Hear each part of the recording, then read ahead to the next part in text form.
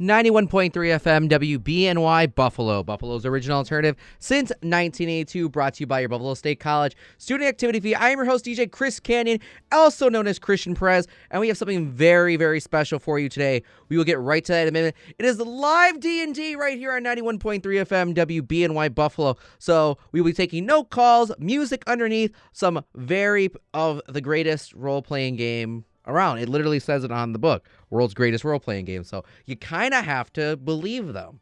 It's only been going for like 50, 60 years. So praise be to Gary Gygax, and we will be back in just a moment. We'll take a quick break, and then we'll be right back with quick news, and then we will go on ahead with D&D University right here on 91.3 WBNY. Keep it locked.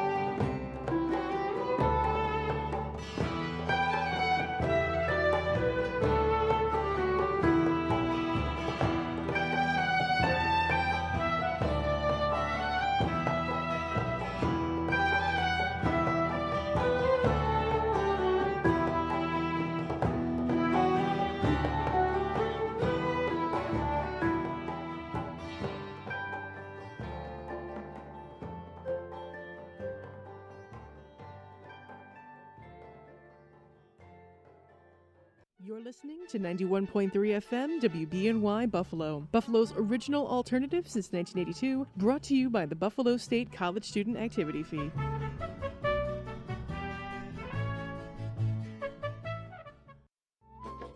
Do commercial radio stations have you feeling like a... Well, have no fear. WBNY will have you feeling like... Do other radio stations leave you with... Tune in to 91.3 FM WBNY to experience what it'll be like to live inside of a Sandals Resort commercial. Like this. Or this. And even this. 91.3 FM WBNY. We kind of play music that is mildly okay sometimes. I saw you went inside the old woman kitchen, dig up on a sheet, big fat chicken, put it inside your jacket pocket, slime man. You're going to love this. Trust me, what you're seeing now is my normal state. This is a Super Saiyan. And this is what is known as a Super Saiyan that has ascended past a Super Saiyan. Or you could just call this a Super Saiyan 2. And this is on sync.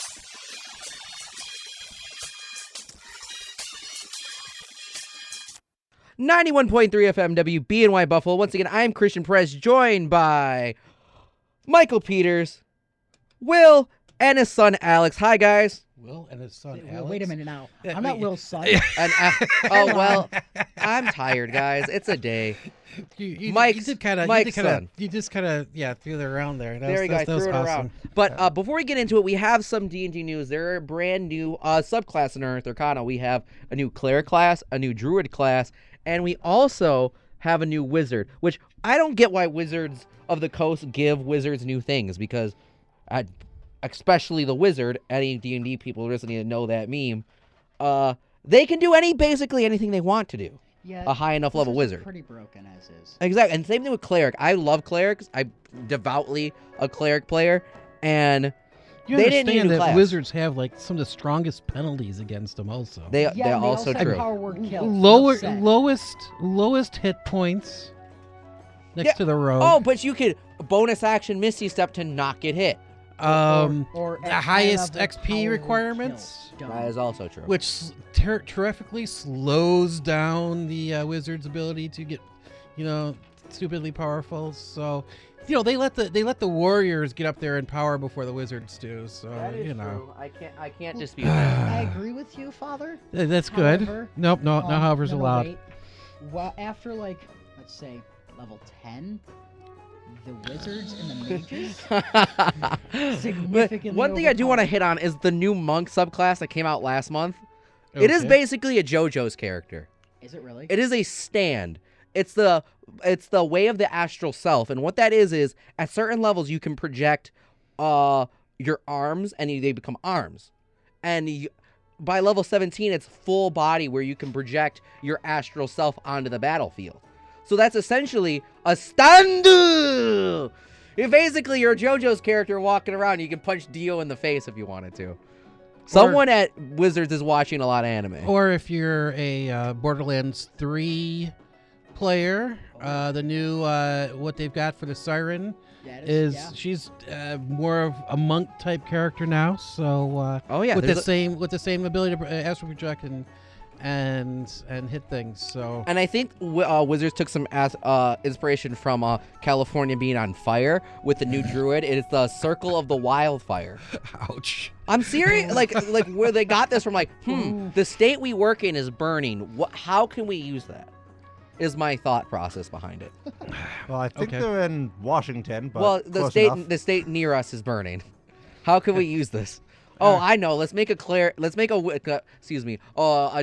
that actively wants to burn things down. You also forgot about the new warlock. Oh, which I believe you're playing, right? Yeah. The new warlock is essentially a pirate. Yep, pretty much. Essentially a pirate who is in debt to Davy Jones, but we don't know what Alex's character who's indebted to. It's a giant mystery that we will unravel right here on D&D University. I will quickly play the theme of D&D University, and we'll get right into role-playing. I will build the world for you. I'm your Dungeon Master, Christian Perez. Once again, we are joined by Alex, Will, and Mike. So we'll get into that in just a second. So the theme of D&D University is, you would think it'd be grand, you would think it'd be, no, this is a university. What is universities known for? Football and their themes. Oklahoma. It's iconic. They're very, especially big universities, they are iconic themes. So I picked something that is a little iconic, but you might like it. Here we go.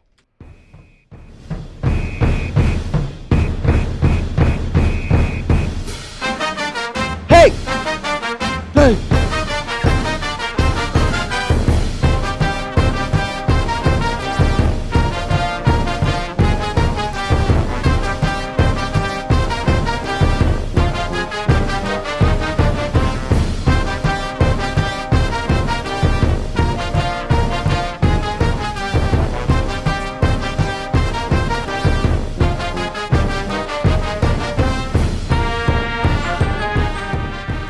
As I welcome you to D&D University, I will spin you a tale as old as time. In classic Greek mythology, the Greek gods made the world as it is. We are in the world of Telmir. The known world is a given map. They will be posted online for you to follow at home, as well as the players should have the known map. If you don't, quickly spread it amongst yourselves, and I will get it to you. There's Now probably he something tells us. Now I tell you. I know, right? If you have it, I will send it to all of you right now. I believe Will has one. I do have one. But Okay, just can you not share- with me? Okay. I believe I texted it to everybody, but I will do that right now. This is great radio as we all break out our cell Oh, phones. yeah, I know. But, we can still maintain a conversation as I Yes. build this world quickly, and I pull out my map, which is just, it's beautiful. It's I think it's absolutely gorgeous. But we are in the known world. The world as right now of Telmir. We know the world name is Telmir, but we don't know what the planet is called. They haven't had an existence long enough. We have universities and things like that, but they haven't decided on a clear name of the world because there's lots of power struggles from the Onyx Empire to Dual Reign to the Kingdom of the Methodos and the Stony Seps. It's just a hodgepodge of people warring for power in this mythical world we have here. And our setting takes place in the continent of Dual Reign on the easternmost continent in the city of Roseport at Rosegard University with the president of Rosegard University, Astral Rosegard the 14th.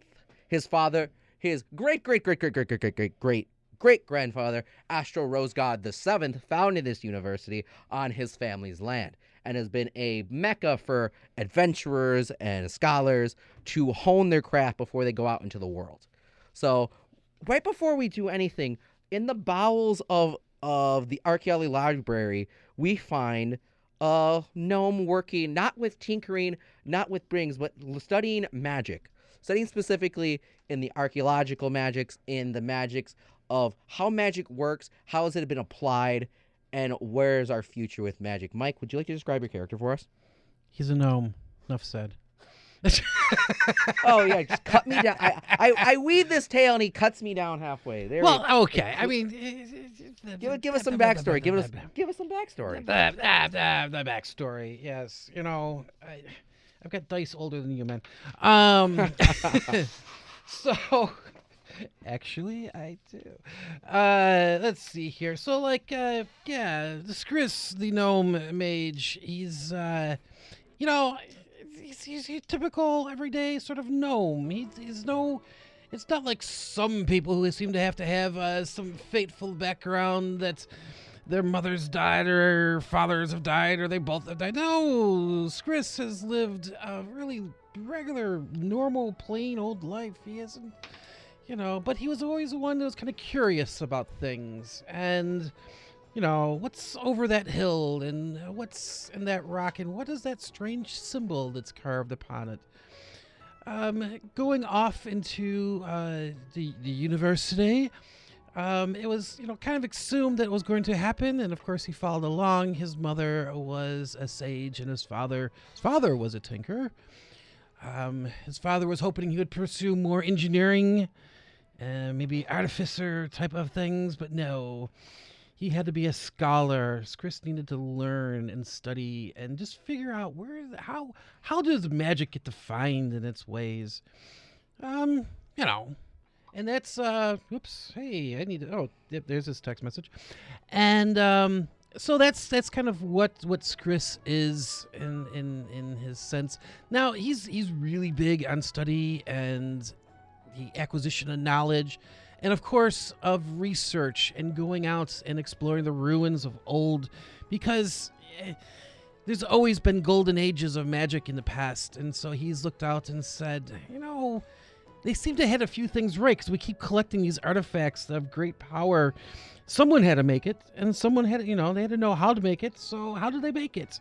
So that's really what he wants to go out there. He hopes to find some techniques for his father, some information for his mother.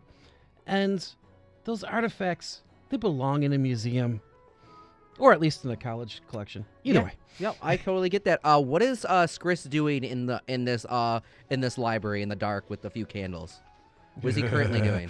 Well, mostly at this point, he probably has a fine collection of scrolls as he's following up on the latest research. In the next, he's trying to find out the next place to go and explore. It's maybe not so much explore, but he's always looking for that house or that ruin or that historical location that's just to find out more information about it. It could be somewhere local, or it could be but maybe underneath some of the old buildings, because we had a nasty habit of building on top of other buildings. And when they make these cities and such. So, or maybe it's out in the wilderness, but he's just checking the old maps and, correlating it with legends and lore to find out, where is it that he would like to, that he thinks he needs to go to next. Okay. As Skris is flipping through old maps of Roseport, the city next to Rosegard University, and you're flipping through old tomes and things, you hear a door. You hear the creak of a door open, and you see a tiny man near you, also a gnome. You see Dr. Octavian S. McGoomples. Dr. McGoomples has been a professor, head of the Archaeological Society here at Rosegard University for a very long time. He goes by Dr. O. He doesn't go by McGoomples. Most people don't call him Dr. McGoomples. They call him Dr. O. And he comes in and he says, Skris, my boy, are you ready for the start of the semester? As ready as one could be. What tomes have you been pondering today? I've been finding something fascinating on old Greek mythology myself. I've been reading on the Kingdom of the Dead and other things of that nature for your graduate class. Well, I mean, right now I'm just looking at local maps and just to see, what I haven't come across in the vicinity. Just to try to find maybe some record that may have been lost. Because it's only in one of these scrolls as opposed to all the others. Maybe a location that I haven't seen yet. But, Yes. Rosegard is a city built upon another city. It is frowned upon because it was once the city of Dulrain, the capital, and Dulrain became the name of our nation. It was once the city of Dulrain, but it was built on top of by Sir Rosegard the 14th. Yes. No relation to the current president, but also the name Rosegard. It just happens to be a really popular name. Okay. But, yeah. Okay. I know it's ridiculous that this high societal member like the dean, Dr. Rosegard, would have such a big family tree where they're not really related. It's ridiculous. But anyways, you're signed up to be my TA, correct, for my 101 class? Yes, of course, Professor. Okay, I will see you later in the afternoon. I have to go meet the rest of the professors, Dr. Stevens, Dr. Woolbreck. I have to meet with a couple of them to plan out what we're doing for you graduates for my graduate class later in the semester. Excellent. And I look forward to reading your thesis later this week. Right. All we need is a rough outline. It's the first week. We haven't really even started anything yet. It's just I need to know what you're researching. I have a few things in mind, but I will have that solidified by the end of the day, Professor. Okay, give me an insight to see if he's trying to challenge you, or give me some type of roll real quick. Give you some type of a roll. Yeah, give me an insight roll on Dr. McGoomples, see if he's level-headed today. Because Dr. McGoomples, while a calm man, can be rather irrational. Uh-oh. 7. Oh, yeah, he's his normal, everyday self. You don't got to worry about him at all. You'll see. I will see you later in class, Chris. I will see you later. 14. And you see the door shut behind you. As we move from Chris. Actually, I was a 14, by the way. I have a plus 7. Okay, so Forgot yeah, about that. so you're good. He's himself. So Excellent. we move from Chris in the library, bracking up some books and getting ready for later in the day. We move to a dorm room on the campus, and we move to a young man, perhaps, who is not in his bed. He has fashioned himself a hammock over said bed so he can have some swaying motion.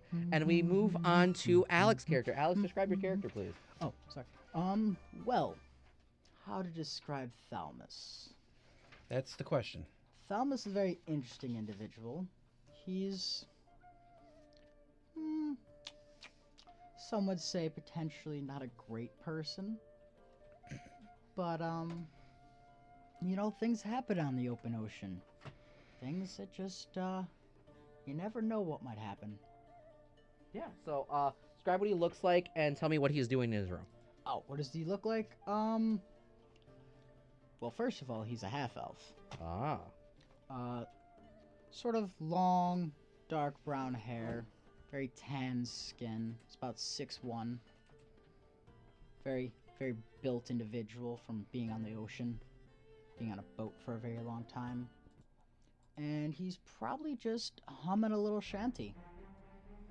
A little shanty himself. You do have a lute. Are you playing said lute? Yes, I'm definitely playing the lute, singing a little Someone shanty. say lute? Oh, the instrument. Never mind. The instrument. Yes. So you're playing a little shanty, and describe what has gone on in your past before. How have you gotten to this point? How have you a pirate been instilled into Rosegard University? How you've been applied and actually thing instead of just being on the open ocean? Well, my mother died when I was young, and she would have wanted me to get an education. And after the man who was basically raised me, the one who took me from my home, Captain Jack, brought me here to this port who's in town. I was like, oh, university. Interesting. Might be some things there that I could learn, or some magics I could learn potentially. Some things to get. Some, maybe some coin to be made. Some coin to be made at school. Very, very cool. So what are you doing in your room right now, other than playing your lute, where you're getting ready for your day? You do have your first class semester, Archaeology 101, in about an hour. He is probably dreading said class, might I add. Oh, no. Doesn't want to go to class. First day of school, doesn't want to go to class. What a great way to start the semester. Well, I mean, it's Typecast. archaeology. Oh. Wow. Oh, wow. I mean, it's archaeology. He really doesn't have much interest in archaeology. He'd rather be learning, I don't know, other more useful magic. Other than he already knows. Oh, yeah, I totally get that. You hear a knock at the door. I stop my playing. Come in. And you see a little statue. Is still kind of cloudy because you had the room with the lights off for whatever reason. The lights are off because the sunlight is pretty much enough light to get through. And you see a little small man, a little small figure appear into the room, and he says, "Hi, I'm your roommate Artemis. Oh, Nice to meet you." nice to meet you too. And you see that he's not really standing. He's astride something. He's now just raises to be taller than you. And you see that he has a giant wolf with him. Is the house broken? Oh yeah, this is Paul. Paul and I are very old school friends. We've lived quite a life together, and now I'm here at Rosegard. I'm your roommate. If you saw the bed next to you. And I think we will be fast friends. I see you have a lute, and he starts busting out a lute, and he's gonna make a performance roll. And that's a crit nat 20. Oh. And you hear the most beautiful music, and you see that his wolf starts to dance and astride, and he picks up on your vibe that you're piratey, and just like busts out a beautiful she shanty, something you haven't heard before. And he's just trying to become the best friends with you, and he's like, "Do you have archaeology later today, like in between the song?" Yeah, I've got it in like an hour or something. Oh yeah, I have that class too. I like it's move-in day and we have class of the same day, but I know I'm like a week late. Move-in day was last week, but I have to trek here from the mountains. Mountains? Oh yeah, my parents are Goliaths. I'm sorry, run that by me again. I have giant parents. They're big. You would see. Yeah, Thelma's I get just it. Like, huh? They're obviously they're not my real parents, but they raised me from a young age. Gotcha. I guess I'll learn more about that later. Absolutely. Right now, to describe Artemis, our good friend Brian McDermott is not here with us today. That is his character Artemis, so I will be playing that for him. Artemis is a man who, very young. He's about 19. He's naive a little bit, but he has a giant wolf named Paul, and Paul will defend. Is more of the level-headed one in the group, who doesn't talk, where he is constantly on watch for Artemis from getting into trouble, or picking fights with the wrong people, or even just talking to the wrong people, because he has a habit of getting himself into trouble unknowingly. You're saying talking? Oh no, he cannot talk. Okay. He's a very insightful wolf. He will pull him away or take him astride, and there's really nothing much a halfling can do against a dire wolf who is telling him to go. Just you were saying talking, I was like, can this wolf talk? The wolf cannot talk. Okay. They have more of a spiritual link than anything else. Gotcha, okay. So they understand each other. Gotcha. But yeah, so we cut away from you guys in your room to someone who's just arriving to campus astride a few war horses. And Will, would you like to describe your character for us, please? Sure. So, Lord Dread Bozo comes from the other side of the ocean, so he's from the other continent. His dress is probably that of a minor noble from the Onyx Empire. Probably looks a little bit different from the usual dress of the people around this country. But he's moderately tall. He carries himself with a kind of noble and bearing, a very serious face. He keeps an interesting little druidic charm on a necklace just under his breastplate. That is from his wife, because he's married back in the Onyx Empire where he's from. and he has arrived here at the university to kind of expand his horizons a little bit as he prepares to take over the lordship of his family's name. Okay, and as he's arriving on campus, make me a perception check.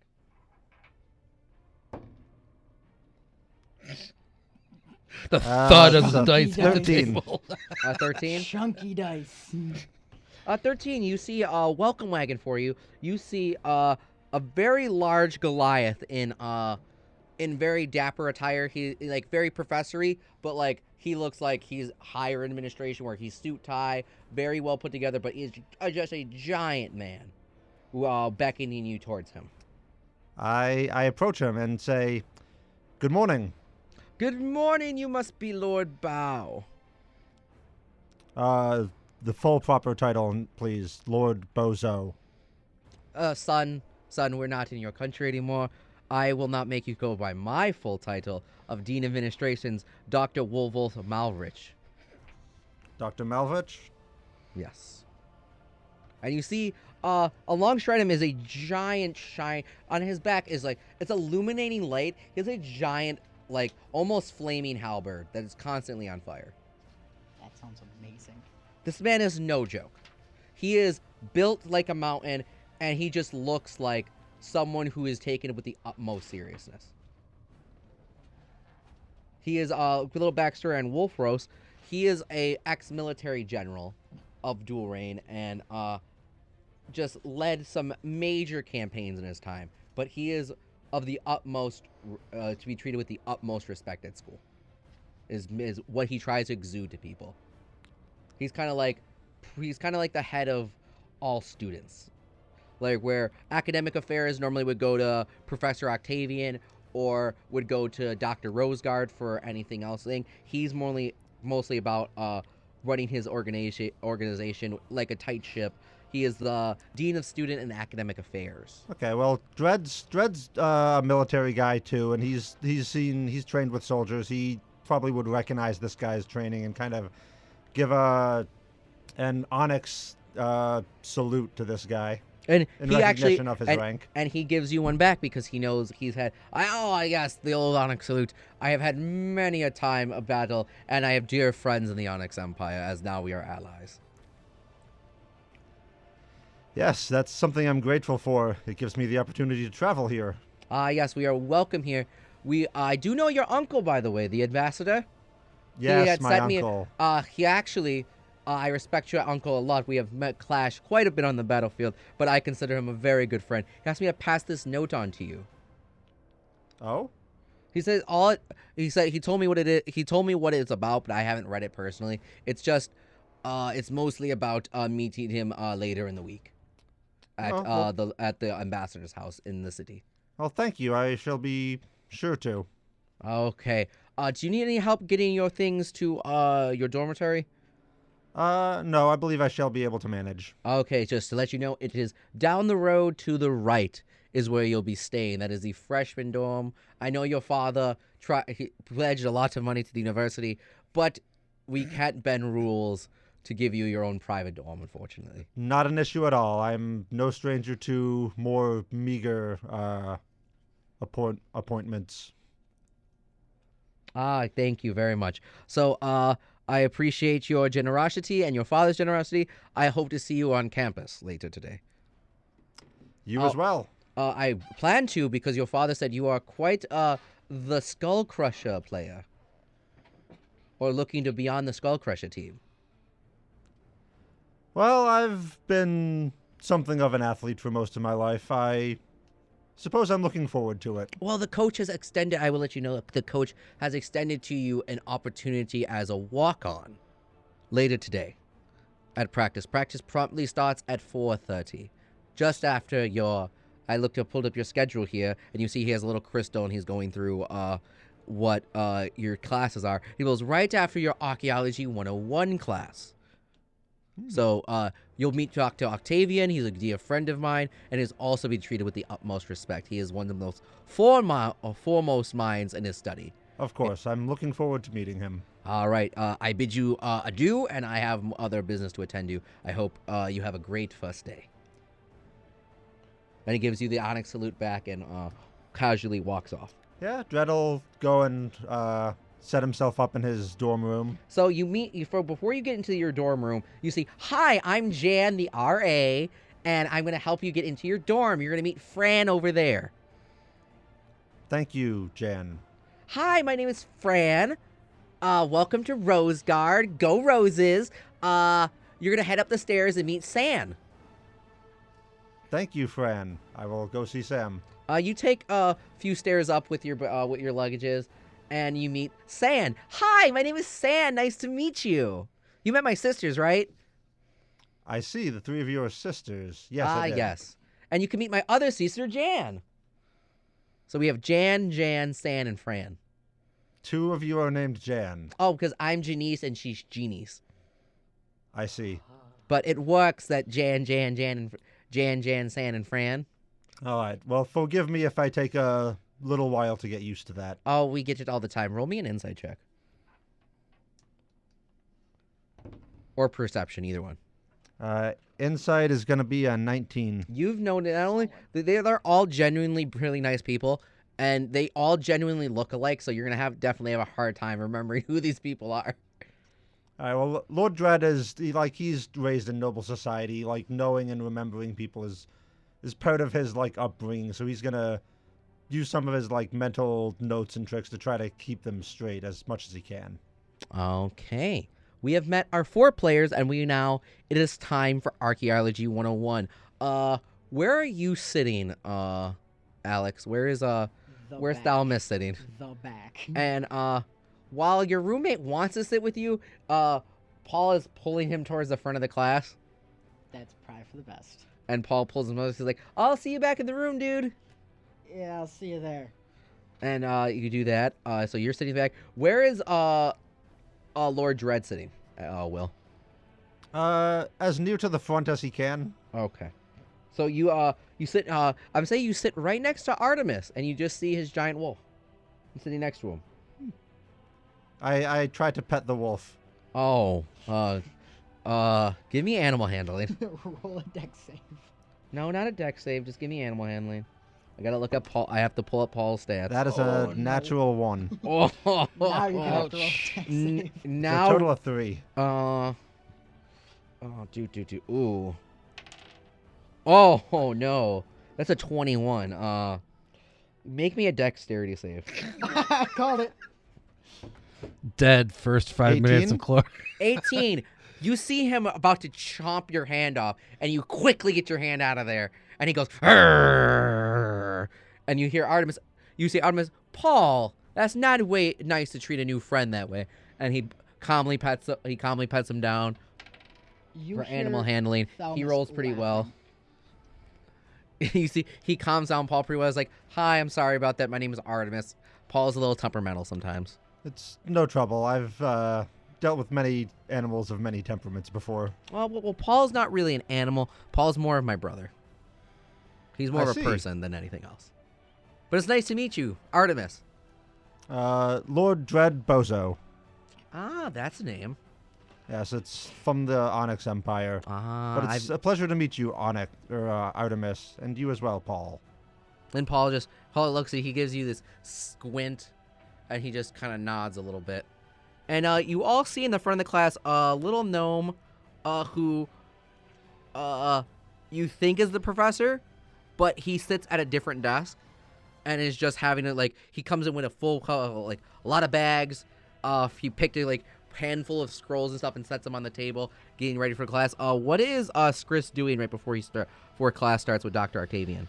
For the most part, he's just he's got whatever he's gonna need as far as he's almost coming in almost like a student in a sense that you may have some notes or a notebook or scrolls. Notebook. What am I talking about? Having some scrolls and some papers to write with, but for the most part, he's not. I don't want to say he's not prepared, but he's more prepared to do whatever it is the professor wants him to do, as opposed to having anything to read or grade or anything like that. He tends to watch class more than anything else. He's more trying to keep class in order if need be. His desk may be towards the front, but he also will tend to sit in the back if need be to make sure that everyone is focused. Oh, that's good. was about to say, While you're thinking about that, you hear the doors at top of this auditorium get kicked open, and you see a very tall man. Anyway, everyone turns around and give me, if you want to give me a perception or insight check. You're more than welcome to. I have a 23 on insight. 23 on insight. Very good. I'm gonna hold that for just a second.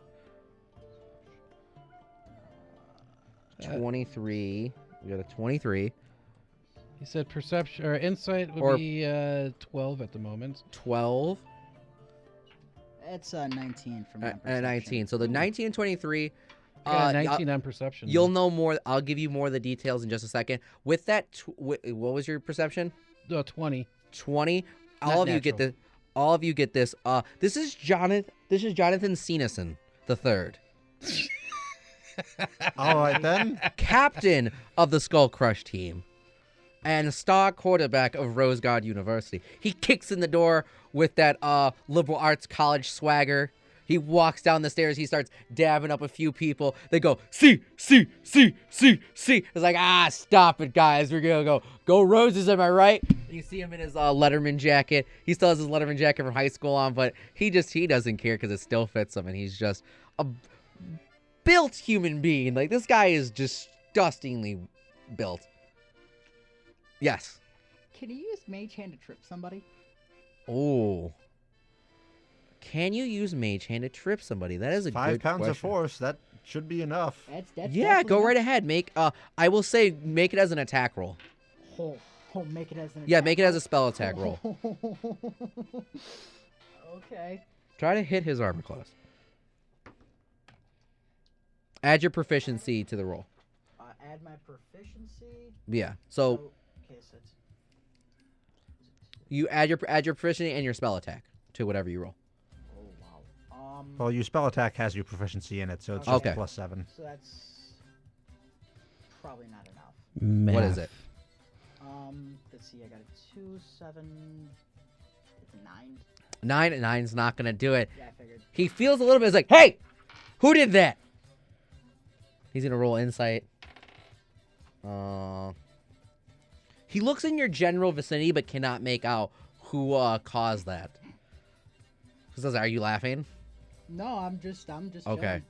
I'm Okay. just over- I'm If I over find there, out who did that, oh, you're gonna be dead, dude. I'm You're sitting gonna over be there, dead. like, picking up my nails or something.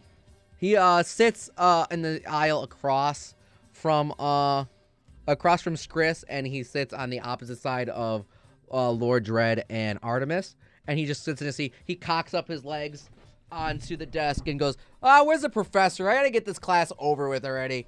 Does he have any like? And books? for a junior, he's still taking, this is his second time taking Archaeology 101. Does he have any like books like near the edge of the table? Oh, he has nothing. Well, he came in with a pencil. I figures. He came in with nothing. He doesn't care. He's here to play one thing, and crush some skulls and Skull Crush. Question: Does Skris notice what I did? Oh, yeah. Anyone who wants to make me an Arcana check, who other than Alex, make me an Arcana check.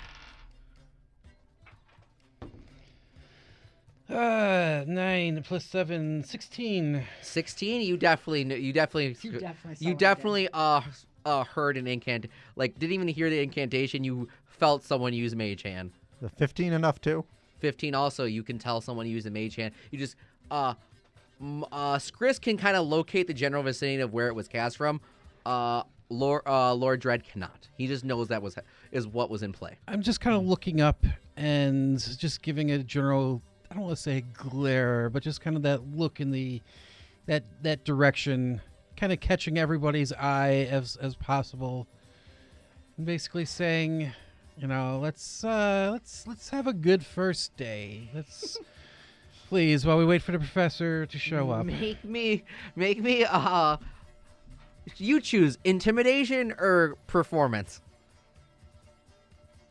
or a flat charisma. Oh God, I'm toast. You can choose. Well, I rolled a 14. I have no bonuses. 14. You see some in the class settle down. Cenison is not going to settle down. He still has his legs off the deck. He goes, this guy, third time in a row, he's a TA. What a loser. Is his chair tipped at all? Is his chair tip? No. It's one of those ones where those ones where it kind of swings out. Oh. Okay. So, but he still has his feet on the desk. He doesn't care. He's only here to play Darn. skull. I'm only here to play skull ball. I don't care about this really class. Hoping he was like in an actual chair. Nah. It's an auditorium, dude. Hey. Okay. What's his name? Jonathan Cenison the third. Jonathan, you do understand that this is my position here. It's not like I have to take this class like you, who have now. This is your second time here? Third time? Hey, you need to watch yourself, dude. I don't care if you work here. I work Right. here. I will remember that, because when his class goes on. Is he wearing a hat? Oh yeah, he has his backwards hat on. I flip it up with Mage Hand. Make me a spell attack roll. Try to roll better. That's 9. Okay, that's definitely a lot better. That's 9. 16. 16's not going to do it. You kidding me? This is a really high armor class. Aside from it. This is a pretty high armor class, guys. He is a fighter, after all. Oh, a lot better for me, so I'm gonna use that die. Oh no, he's a paladin. He's a very high armor class. That's annoying. Well, that's okay. My die wasn't rolling very well either. He is an we're using another Unearthed Arcana. He is an oath of heroism. So he Oh, was yeah. just he just believes in himself that he's the greatest thing of everything to walk the earth. There's He's nothing a paladin of himself. there's nothing you can do that can shake this man from his convictions. Dissertation, that would be so much more fun. Okay. So after enough time has passed, you notice about 10 minutes have passed and the professor's still not here yet. And you see a couple people start to stand up to leave. Because you know that old college rule, 15 minutes, I get to get out of here. He's not here yet, right? And where's the professor? Let's go. Let's get this over with already. And you see the professor walks in. He's like, settle down, students. Welcome back to Archaeology 101. I'm mostly talking to Jonathan because everyone here else is their first time. And Cenison says nothing to the professor. He knows not to mess with Dr. Octavian. Because Octavian reports directly to his coach. So he's the one person that in this room he'll respect. Only in fear that he won't play. I have to remember that. But, so yes, welcome to Archaeology 101, where for the first time, we're going to be doing more of, instead of book work, you'll be learning more in the field. I have lots of research assistants out on excursion, and they will provide you with materials necessary to go out into the world, and they will be your assignments, and they will count for 75% of your grade, with the final making up the rest of your grade. So you want to do very well in these practicums of sorts if you have a hope of passing my exams, because these are essentially your exams. I won't be I come to the conclusion with Dr. Sanders and Dr. Tristane about how we run this class, really. And they're the other Archaeology 101 professors who do the same thing I am doing. And we all came together and thought this would be a much better use of our time. You need to change it up every couple of years. Am I right, ladies and gentlemen? Of course, Professor. I hear one person, and it's my TA. Thank you. Everyone else is dead silent out there. Well, I'm going to begin to ask a few questions. These are very basic questions. Who can tell me who Zeus is? Zeus. Do you need to make like a religion roll for that or something? Make or? me, or intelligence, whatever you want. Intelligence or history. 11. 19? 19, you absolutely do. Do you raise your hand?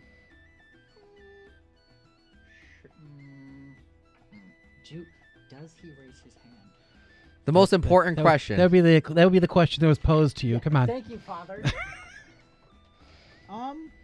Yeah, I guess he does. Yes, young man in the back.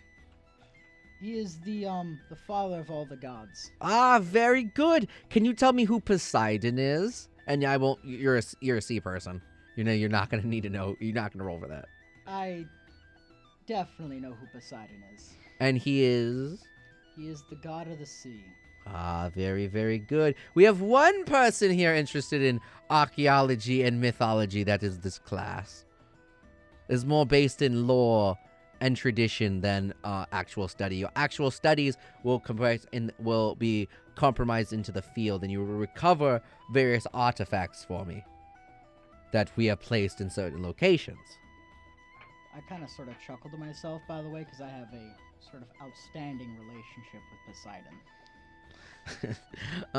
So who can tell me the story? Who here can tell me the story of Achilles and his downfall?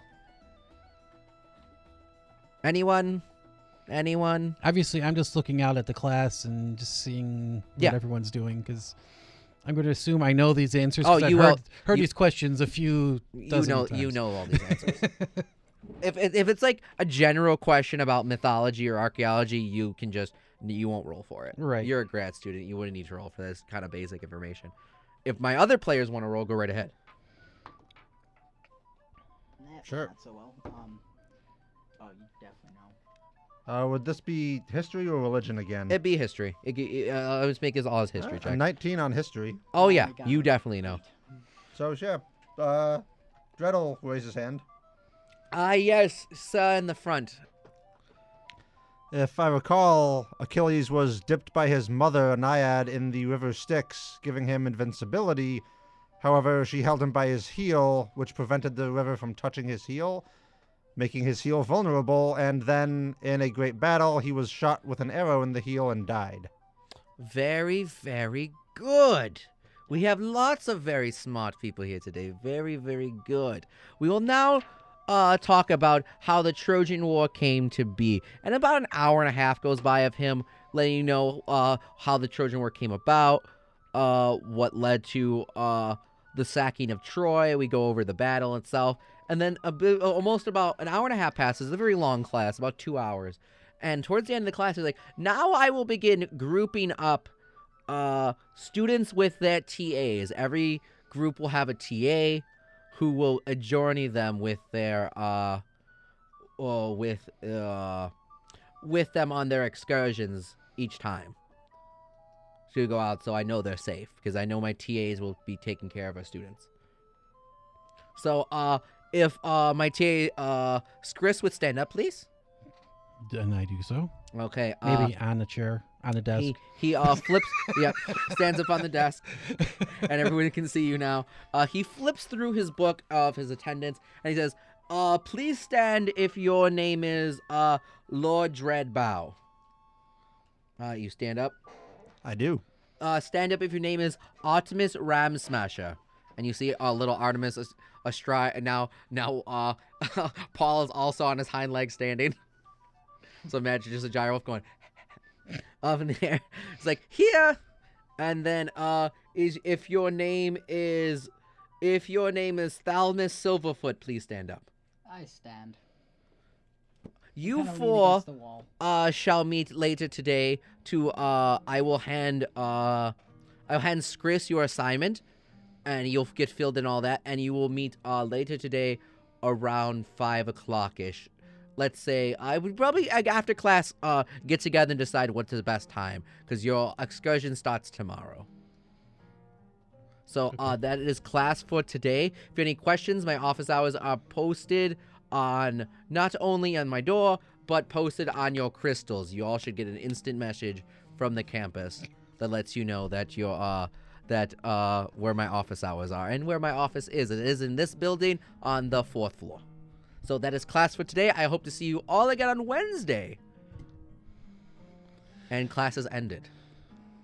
So do you guys go down and meet with Skris? Yeah, I'll walk up, introduce myself. Skris, was your name, correct? That is correct. Lord Dredd Bozo. Okay. It's a pleasure. Okay. Can we abbreviate that a little bit? Can I just call you Borzo? You may call me Dread. Dread? I can work with Dread. I slowly saunter down. Oh, look at that. We're in a group together, pal, Oh, as Artemis says. hey, Artemis. Look at that. I reached Roommates, down- best friends, and now co-workers. Look at that. I reach down and sort of like let Paul sniff my hand. Make me animal handling. 15. 15. He is more warm to you, yes. As seeing he's Does met he you. let me pet him a little? Not with that 15. All right, fair enough. I sort of accept that and go, "Hey, you're the TA, right?" Look I at am? this. So all you guys right now, you haven't opened the letter you gotten from the professor yet. All right now is just discuss a time where it will be best for you guys to meet, because the letter is magically sealed until you guys adjourn on where you're meeting and what time, Got it. and then it will open for you at that time. Well, I assume everyone has gotten settled in, and I mean, is there anything you need to do to get yourselves ready? We can probably meet up, I don't know, after everyone is done with classes. Sounds good to me. What about you? How tall are you, Senor Dread? I don't have it on here. I believe I put Dread at about like 6'2". Yeah, he's a big guy. That's So six out of you seven. know that you have practice later. You have your first practice.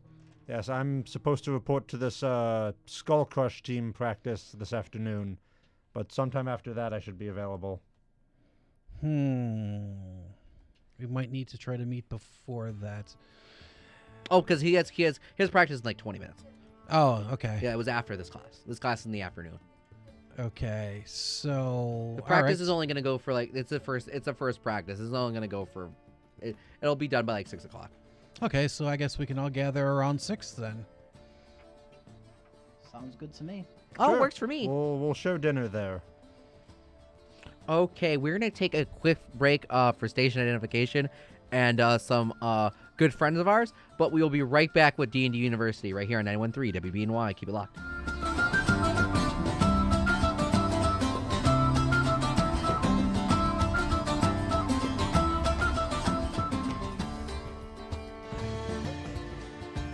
May your hands always be busy. May your feet always be swift. May you have a strong foundation when the winds of changes shift. May your heart always be joyful. May your song always be sung, and may you stay forever young. The Western New York Peace Center, located at 1272 Delaware Avenue in Buffalo, cordially invites you to become involved in our community by joining in on our many task forces. Task forces are an important way of educating our community and elected leaders toward a common goal of peaceful resolution without the need for violence. The Western New York Peace Center creates task forces to advocate for many in our community in the areas of economic justice, environmental justice, Latin American solidarity, peaceful conflict resolution, peace education, prisoners' rights, racial justice, and resisting militarism. For more information, contact the Western New York Peace Center at 332-3904 or email victoryross9, VICTORYROSS, the number 9, at gmail.com. Also, like us on Facebook at WNY Peace Center. The Western New York Peace Center. Activism for a safer world since 1967. Stay forever young. May you stay forever young. May you stay forever young. Attention Buffalo businesses!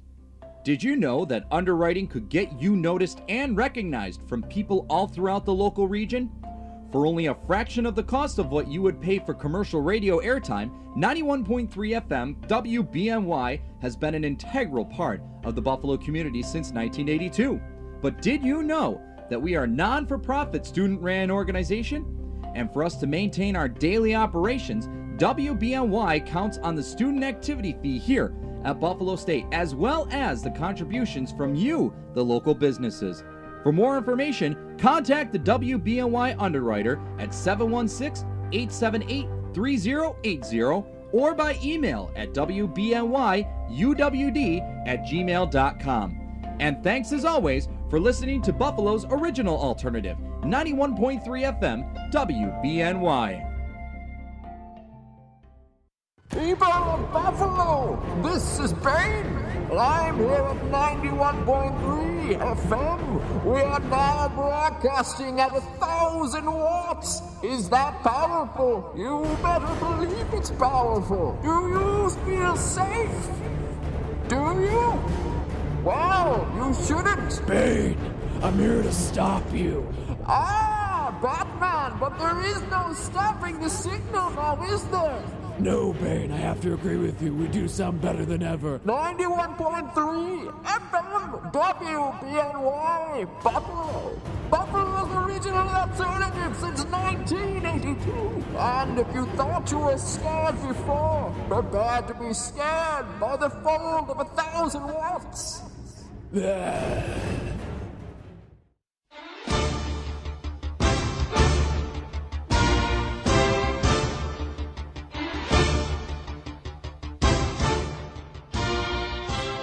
It is now time for a skull ball practice, ladies and gentlemen. Right here on WBNY DND University. Welcome back to the adventure of Rose Guard University and our merry band of party members. Say hi, party members. Hi. Hello. There we go. We're getting some pumped up music. We got the NFL prime time coming at you. Chris Berman coming at you live over the radio.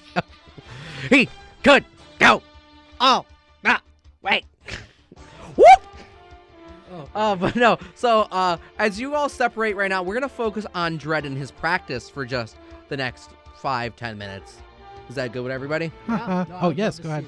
So, but as we fade out of this music, you hear the band practicing in the background. They're practicing for the big homecoming game, which is in about 2 weeks, against hated rivals from the Onyx Empire. If you make the team, you'll be playing against your own people. Like, I'm fine with that. So you change into you get out of your lordly attire and you're in the skull ball. You're in your skull ball warm-ups. But the coach comes over you. This is Coach Steel McBeam. Steel McBeam, yeah. This is Coach McBeam. Coach McBeam comes up to you and he's like, you must be the kid from the Onyx Empire. Nice to meet you. Coach McBeam here. It's a pleasure to make you acquainted. He gives you a forearm handshake, but not like a regular handshake. He gives you one on the forearm. He says, this is how we do it here, kid. I want to see you out there, and I want to see some great stuff from you, okay?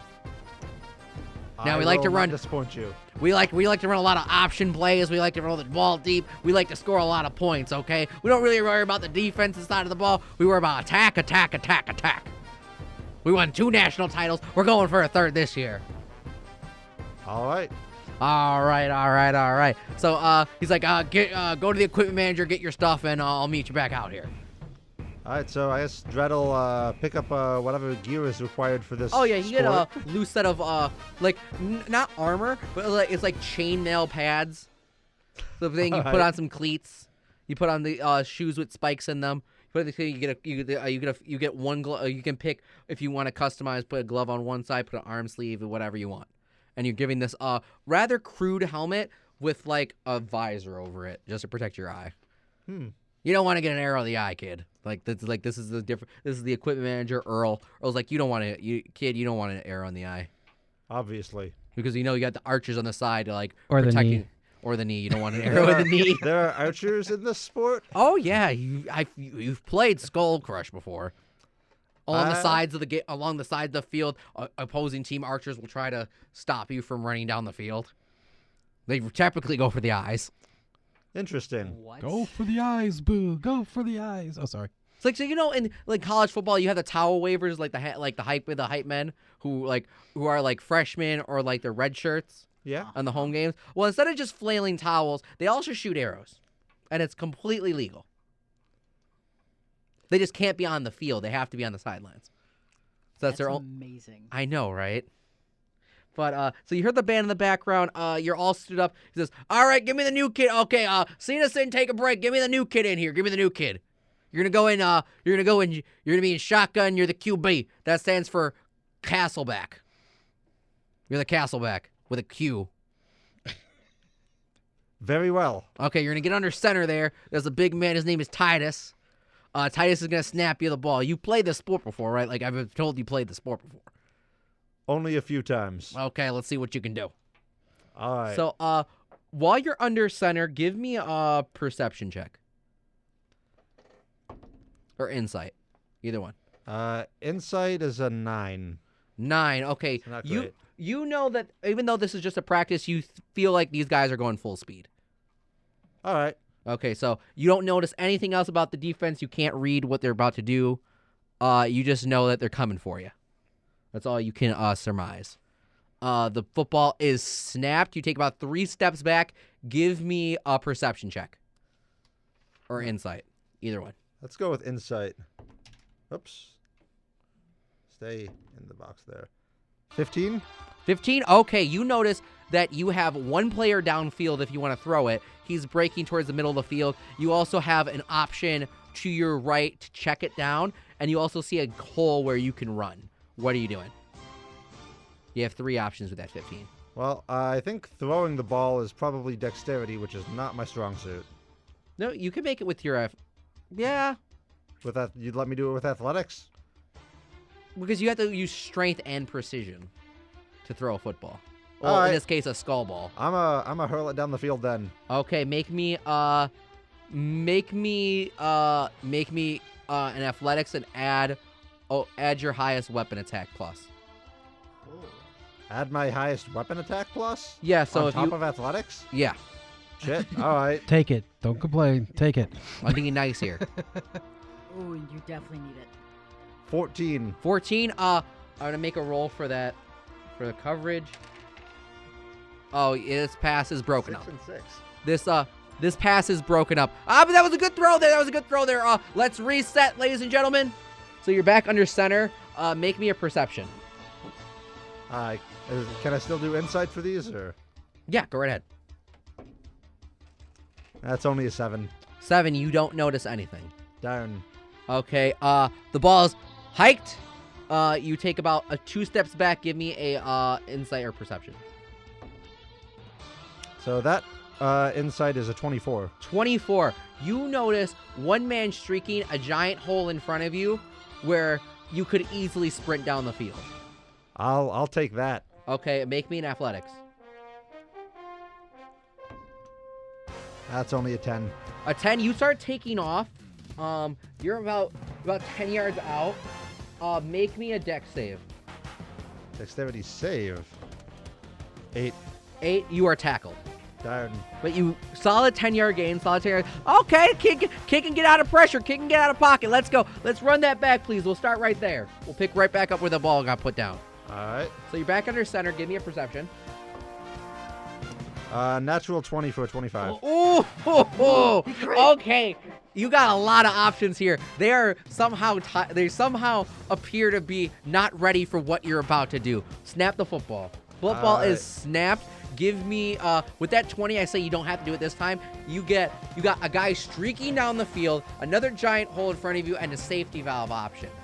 Well, we're definitely going down the field then. Going down the field. Make me that attack. Make me that athletics with your attack roll. So that's a 21. 21. You step back in the pocket. All confidence in the world. Fire it down the field. And it is caught. He's streaking down the sideline. It is in for what would be a skull down. All right. Skull down. What a throw by the kid. What a throw. Citizen, you see that? You better be careful. Your job may be gone, kid. It's like, oh, whatever. I got a better arm than that kid anyway. So we're going to do some running drills now. I'm going to have a team start running. That was some great play there. Give me an athletics check, please. 23. 23. You are running circles around everybody. Like they're running. They're like you're not breaking a sweat. You're not at all. You're just you're going down the field. He's used to this. This is like you're not breaking a sweat. Like this kid's athletic as hell. Let's run another play. So This the is why coach you guys keep beating the Rose Garden team. Yeah. So you're back under center. This is an option play. The coach loves to run quarterback running. He loves to run options, pitches, throwbacks. He loves to do a lot of type of stuff. So this one where you're gonna either make the decision to run or pitch the ball off to to the tailback. So make me a perception check. 24. 24. You feel confident in you running, you taking the ball yourself. So the ball is snapped. Make me an athletics roll. This one, you won't add your weapon attack to it. Okay. 15. 15. Oh, you start taking off. He Ooh. could go all Nope. the way. Sorry. I just rolled a nat 20 on someone taking you down. So Oh, make wow. me a dexterity save. Ooh. See if you can avoid this incoming 11? nat 20. Oh, no, he takes you down. Like, okay. That's great. That's great defense right there. He was gone, and that's some great defense. Let's reset and run the same play. So make me another perception. 10. 10. You feel a little less confident this time about taking it yourself. All right. But you still your decision to make. Ball snapped. You're running to the left. You have your option to pitch it, if need be. Make me an insight check or perception, either one. It's a 6. 6. You feel kind of confident taking it yourself. You don't need to pitch it. Make me an athletics check. All right. You're about to get schwacked. Athletics is a total of 20. Total of 20. No, you're taking down the field. He one tackle misses. He steps to the side, jukes to the left. Another tackle misses. He's in the open field. One man to beat. Make me a dex save. See if you avoid this tackle. I got a 19. 19 beats an 18. Oh. So you break this tackle. Heisman, get off me. And he works his way into the end zone for a skull down. That's some great running right there. And Cenison's done right now. Cenisson does not like what he sees. He's like, Coach, I'm in defense right now. He puts on his helmet. Now you're going against Cenison, and he's playing defense. Oh, He's boy. a two-way athlete. He's playing middle linebacker. He's coming for you. All right. Let me bring up his stat block real quick. I think I have it up. Yes, I do. Cenison's gonna roll perception right now. Not do very well, so make me your perception check. All he knows is he's coming after you. 18. 18. You notice that he's full on gonna come after you in this play. All right. You have to do your best to avoid Get it. it out quick to the check down then. Okay. Let's see if that you snap the ball, make me a perception, let's see if that is a possibility. Oh, I've only got a 8. 8, all you see is the hole in front of you. That the offensive line opened up. Shoot, but I already saw that he's going to be coming for me, so I can't just take the hole. This is basically like football, right? Oh, yeah. I'll roll left and see if I can buy some time. Okay, you're rolling to the left. Make me a dexterity save. 17? 17 will save. You roll on to the left, you avoid it getting hit in the backfield for a huge loss. Then give me another perception. As Cenison is Natural now 20. Oh, you see Cenison in full-on sprint mode at you, and you see as you scrambled, you see a guy has gotten open. You get to make this with advantage. Make this throw with advantage. With that nat 20 roll advantage. So is this just the athletics again? This is the athletics with the spell text. You're throwing the ball. Oh, so 25. 25. You will hurl. You roll out to the left. You chuck this thing down the sideline. It is caught, but as it's being caught, make me a dex save because you're getting hit late. The ball's out, but Cenison does not care. Can I just like athletics and try to tank it? Give me. Actually, you know what? Since this is a grapple, we're just gonna do straight. You're gonna do against Cenison's straight up strength. All right. So like a strength save? Yep. You have to beat. I only got an 8. Oh yeah, he takes you down. Oh, Late well. hit, very late hit though. But the ball is complete and it goes in for a skull down, baby.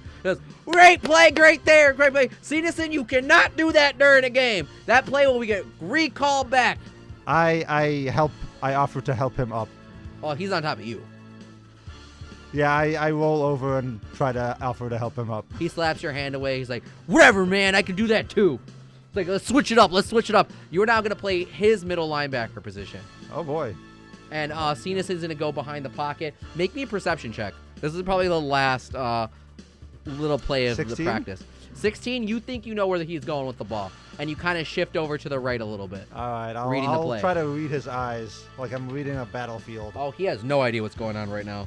He has no idea what you're doing. You're about to schwack him. The ball is snapped. Make me another perception. That's just a 9. He knows that he feels that you're coming for him. You find, give me one more perception check to see if you see any holes in the line. 22? 22, you definitely see a hole. Do you break for it? Yeah, sure, why not? Okay, give me an athletics.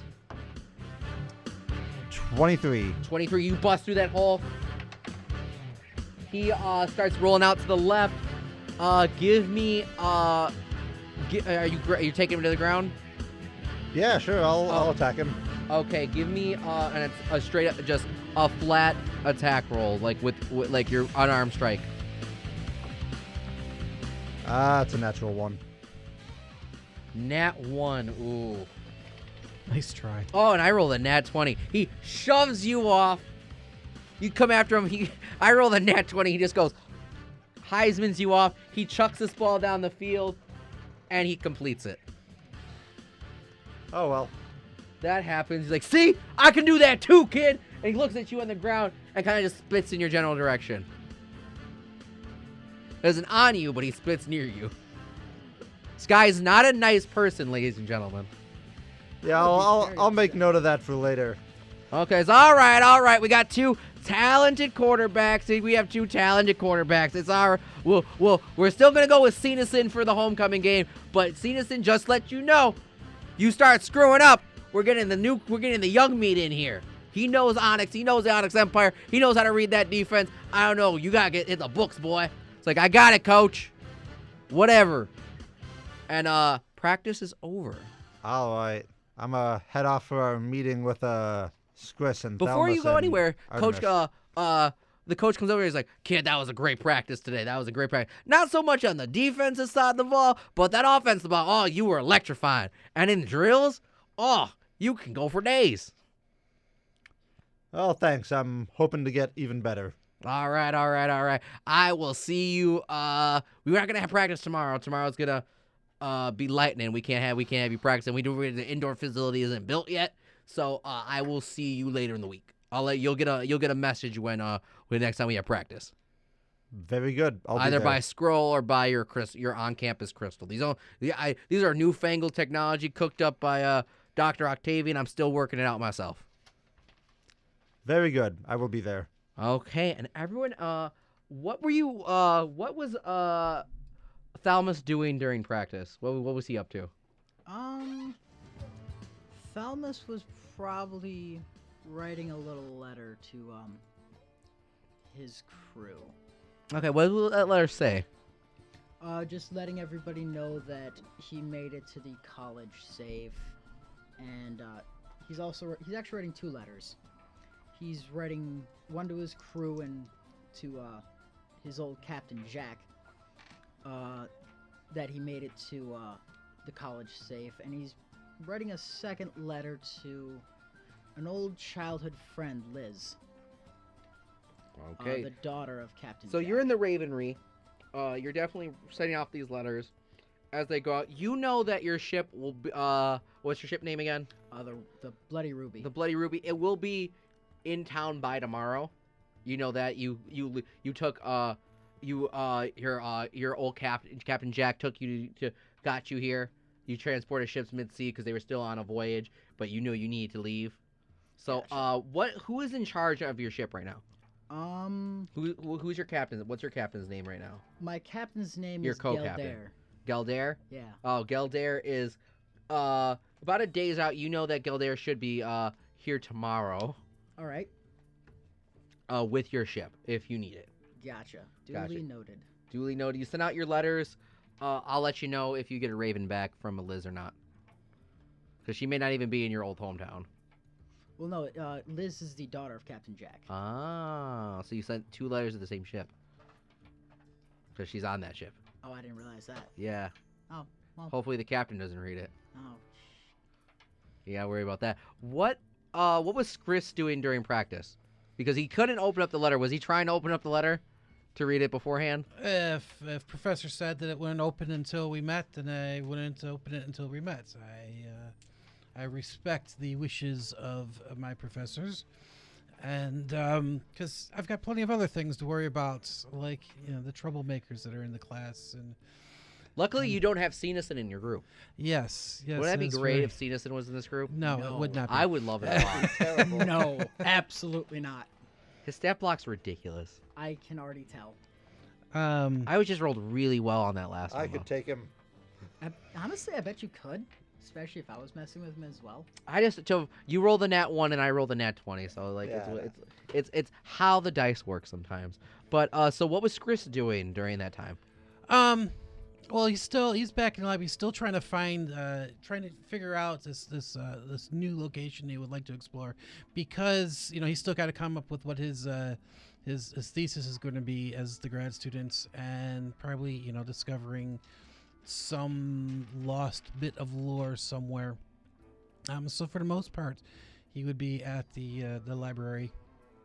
Okay, so while the practice was going on, you were in the library, you were in the Ravenry. Artemis was in the room waiting for you to come back, and you just didn't, and he's kind of upset, a little sad.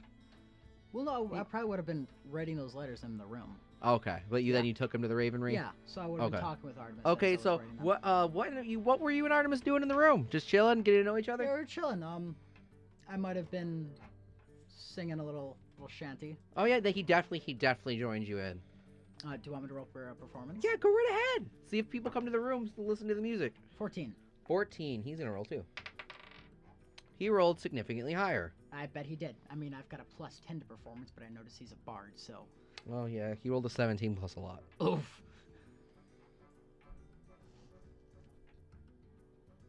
He rolled a 17 plus 9. Yeah. Oh, jeez. I mean, I've got a slightly higher bonus, but he rolled much better. Oh yeah, no, he definitely rolled much better. So he's outperforming you. You have slight malice towards him that he's outperforming you in the same she shanties. He's like, this guy's not from the sea. How is he doing better than me in my own songs? No, I respect the fact that he's definitely a man of song and words. And I'm just sort of words. And words. Yep. Man of song and words. He words better than most people. Oh no, he definitely does. He's the college. He is the new bard subclass, College of Eloquence. So he definitely words better. This is the problem with playing a character with higher charisma than me and higher intelligence than me. Yeah, he's pretty smart. Artemis is pretty smart. You notice that Paul's just been kind of sleeping. He's been taxing on his day has been kind of taxing, dealing with Artemis's shenanigans. So you guys all meet up, right? Yes. So do you guys all meet up at the library, or where did you guys agree to meet up? We said we were going to go because he mentioned some eating. So we'll okay, so you guys meet up in the mess hall? Yeah, cafeteria, chow hall, dining facility. Your choice of words. There is an on-campus ale house. We meet there. Okay. Absolutely. Okay, so you meet at the Gilded Rose Ale House, because obviously Rose Guard University, home of the Fighting Roses, has to have some sort of rose-themed bar on campus, much like Buff State used to have. But that once was upon a time, very long ago, in a distant memory of 1970. Perfect. So like any good D&D game, we end up in the inn. Yep. Well, it's not an inn. It's just a tavern. It's not an inn. There's so the tavern. The most popular drink I'll have you know is a Red Crush Dragon Ale. Sure, I'll have one of those. Yeah. ID, sir. I present my family's crest. No, like, what's your age? I need to think with your age on it. Is what I keep telling you. Is that a thing? Give me a history check.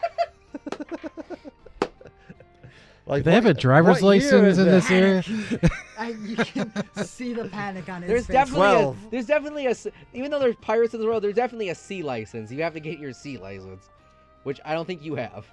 I rolled a 12 on history. Is IDs a thing at this time? Well, because the campus has your ID will be on your crystal.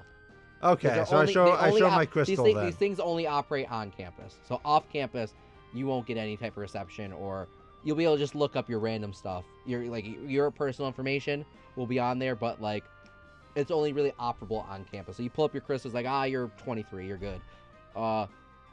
19, you'll be soon. They know. Yeah, I was about to say, I show my crystal and I'm a half elf, so it's like we got you. 50-ish. So he presents. So the barkeep Phyllis presents you. She's the barmaid. She presents you 4 cups of Red Dragon Crush Ale. And you guys begin. The letter slightly glows. The little parchment begins to glows and fades away. So you can I assume didn't that do it'll be that. able to open. I look Okay. at Skris. Is that you doing that? No, it's the magic on these letters. Obviously, they're designed to essentially cancel once they're together again after they've been separated. So I guess we probably could have opened them when in class if we wanted to, but this was the time to do this. So we will, I guess we'll open up and see what it is that the professor has us doing. He says, and you all in your heads hear his voice while this letter is being read aloud. It says, yes, your thing is to bring me back the Onyx Sphinx from a local island. I need the Onyx Sphinx returned, and it needs to be with a parchment, 1 parchment for the group, not 1 each person with a parchment, about what the Onyx Sphinx is, where I hid it, because where I hid it is the original location of the object. You will take a boat out tomorrow to the island. This is Moon Skillet Island. Moon Skillet Island to find the Onyx Sphinx. The Onyx Sphinx, that is correct. I perk up the sound of boat. I was like, no, we'll take my boat. Boat, You have a boat?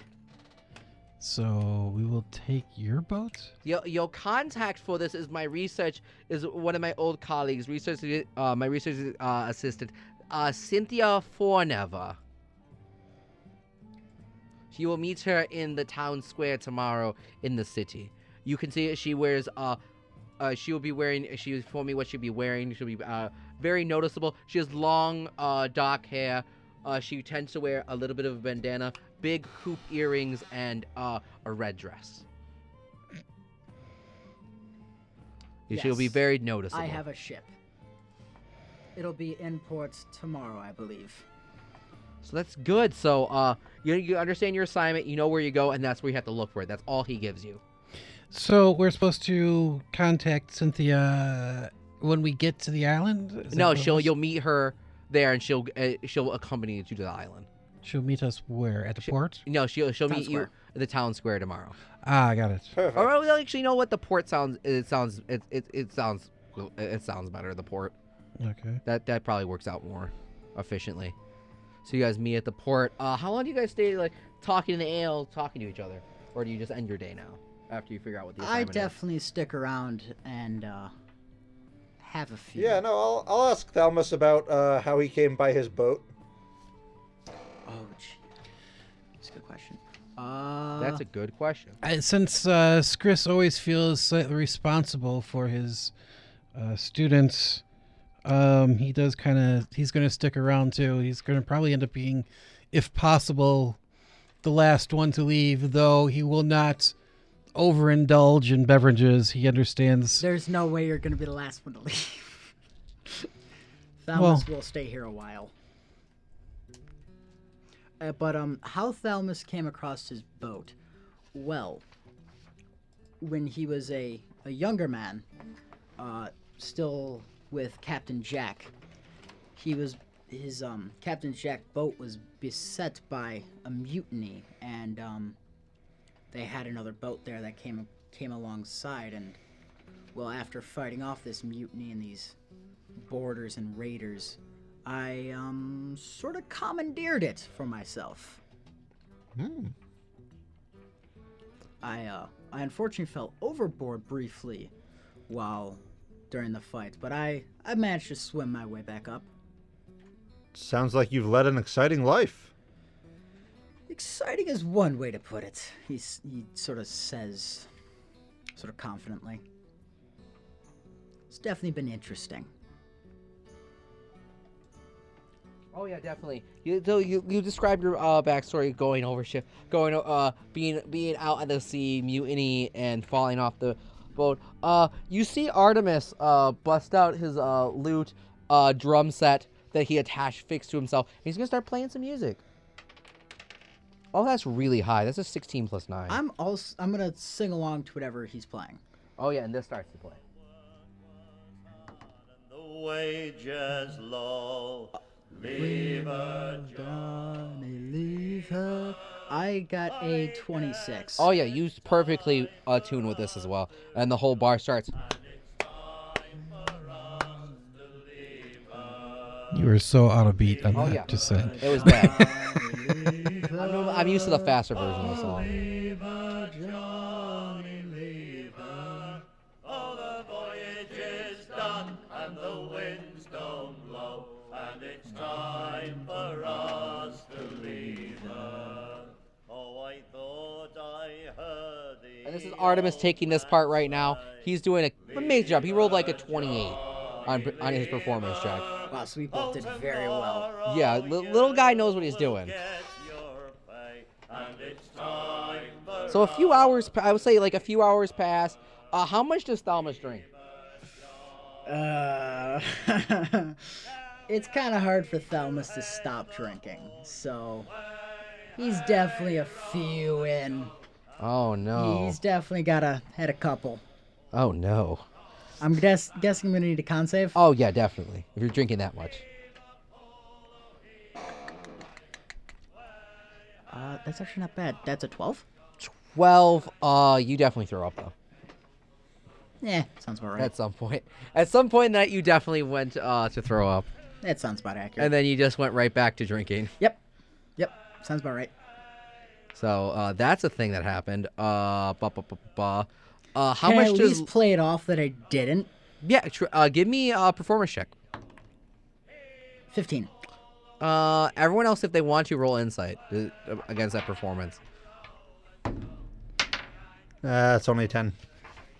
Oh yeah, to you he's like, oh yeah, to you, to Lord Dread he's like, oh yeah, it's just he's pretty drunk, but I haven't seen him do anything wrong yet. Okay. What were we rolling there? You can roll insight on his performance. 18. 18. Oh yeah, you definitely notice like this kid threw up. Yes. Freshman. What a freshman. Freshman. How much does Dread drink? Not too much. Like he's upper class. He's not gonna do anything that would like embarrass himself, especially this early in a new place. Oh, that's good. You see, the doors get kicked open, and here astrides Tennyson once again. Oh no. Oh yay, this asshole. With now his pack. And you see his pack. You notice someone familiar. Roll me a history check. Oh shoot. History? Yeah. 9. 9. He's vaguely familiar, but he knows you. Like how familiar? He's definitely someone you've battled in the past on seas. That also goes to this university. She, but is a giant half-orc, though. Oh, shoot. He's like, is that you, Silverfoot? Hey. Oh, you don't remember me, do you? Aramia? Maybe? That one night in the Sony Steps? Oh, yes. You said you would send me a raven and you never did. It must have gotten caught. Yeah. Save it. Got lost in the wind. Let me roll performance. Yeah, go right ahead. Oh! 26. Let's see if she is a plus something to insight. Let me see. She only has she has a -1 to insight. So I even if unless I roll a nat 20, I don't. Yes. She feels like you're bullshitting her, but at the same time she's like desperate enough to like be like, okay, but I still don't like you. Come here, have a drink.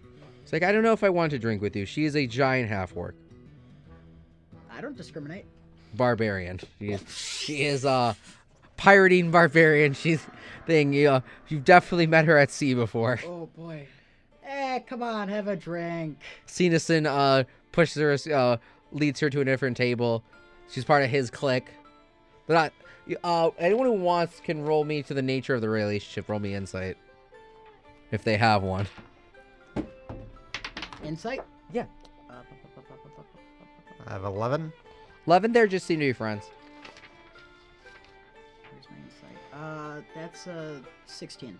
16. No, they're basically just friends. 21. 21. There is some underlying romance there, but it's one-sided in the fact that it's Cenison. She won't give him the time of day. She will not give Cenison the time of day. I sort of call out Senor Cenis. Like, hey, why don't you back off? Oh, no. Would you say, bro? You stepping to me, man? All right. I kind of hop up on the table because, well, I'm 3.5 feet tall. Yes. You definitely need to because I'm stepping to him. And I'm like, listen, gentlemen. Yeah, short stack.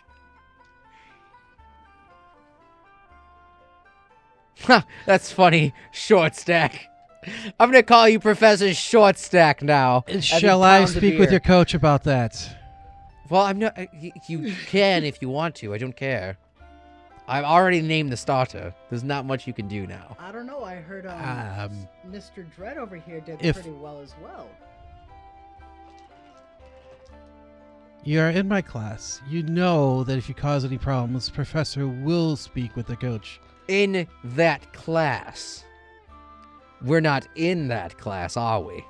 But you're dealing with my group that I'm still here with. Roll me persuasion. Persuade him from tipping his table. Oh, no. I'm sorry. Just a 10. Just a 10. Let's see if he beats a 10. And not listening to you.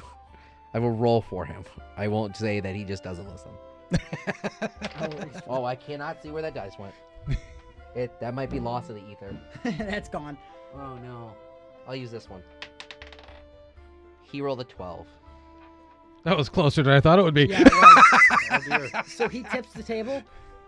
He's about to.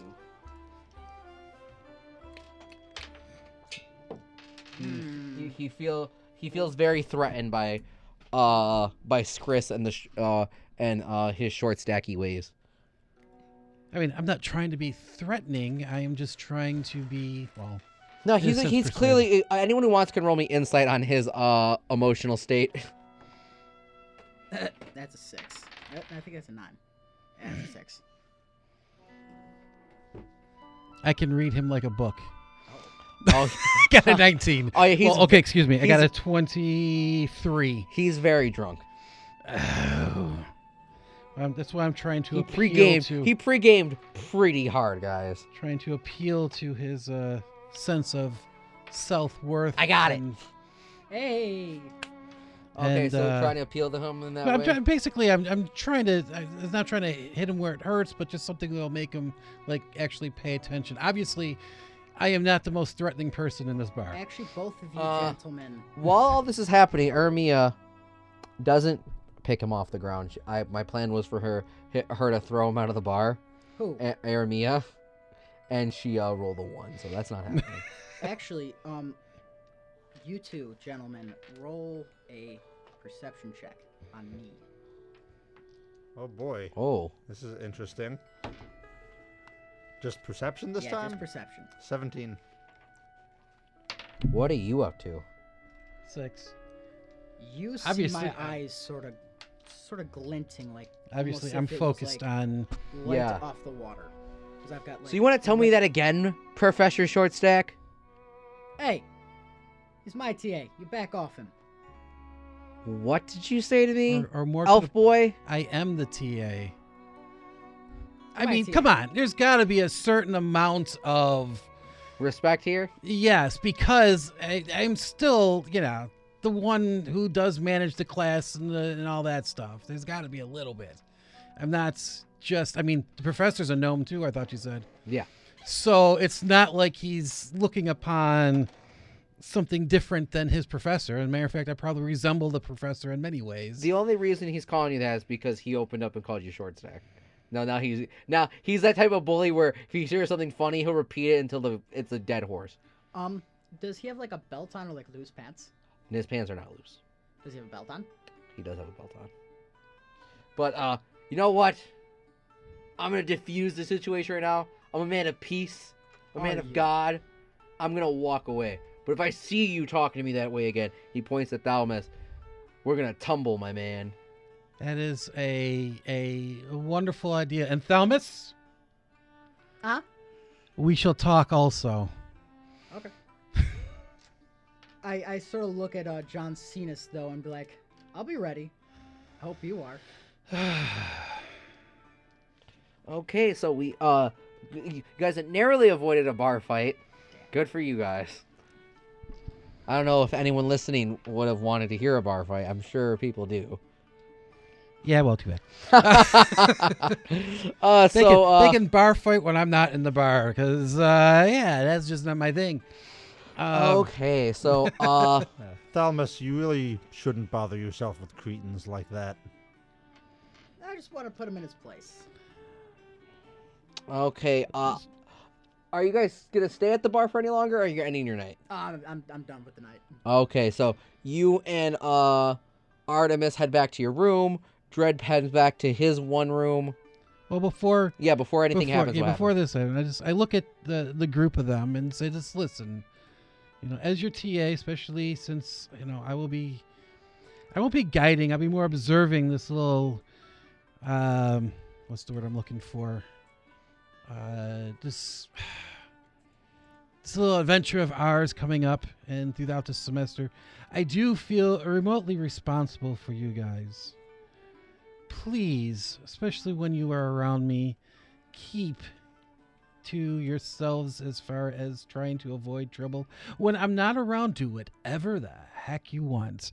When I'm here, please. I kind of look at Dread and Artemis and be like, oh, I think we'll manage just fine, but thank you for your concern.